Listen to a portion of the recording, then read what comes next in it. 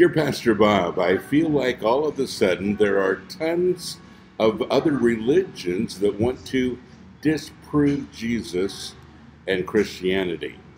How do you go about that? Good question, isn't it? How do you go about that? You know, all of my life I've had people that have, well, tried to do that. Tried to disprove Christianity, tried to destroy my faith, ask me why I'm doing such a stupid thing following, a path that a lot of people, well, aren't following. Why do I do that? You know, first of all, I think there are a lot of people out there who have been hurt by the church, hurt by other Christians. They're frustrated, they're bitter, many of them. A lot of them are angry. And a lot of times that's the premise for wanting to disprove Christianity. And I get that. You know, when I'm hurt by something, I want to discredit it. We need to quit hurting people. Secondly, I think there are a lot of people who form their opinions about Christianity from other people who are doing the same thing and have misinformation.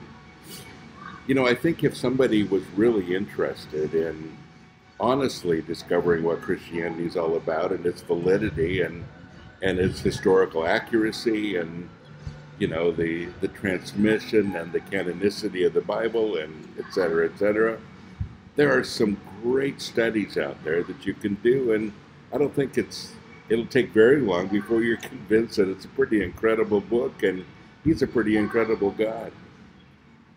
But when somebody's heart isn't ready for that, it seems like there's very little you can do.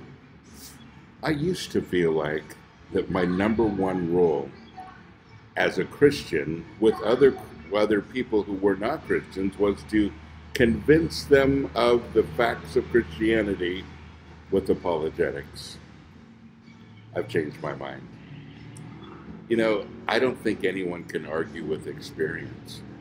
And I just realized that these days, if I wait long enough for those people who are very critical and want to disprove my faith, whenever life gets tough, when they find themselves in a place where they can't get out, where they need some help and they need some hope, I see them again and they ask me about my faith. And folks, that's why it's so important that we get this scripture, and I've given it to you a lot of times. 1 Peter 3:15, be ready at any time to give a quiet and reverent answer to anyone who asks you about the hope you have within you. You see, when you carry that hope, wow, that says everything. And they can argue about my belief system, they can argue about, the Bible and all of these things, but they can't argue about my faith and what God has done in my life. And honestly, that will always be the biggest testimony you will ever have, whether you've learned to argue apologetically or not. Your experience always speaks the loudest. Do you have a personal relationship with Jesus today? You see, that's the thing that's going to make or break it. It isn't a belief system. You can't stand on that. It's a relationship. And all those people that are questioning and trying to knock down your faith and all of that for whatever reason, they can't argue with the power of God to transform lives.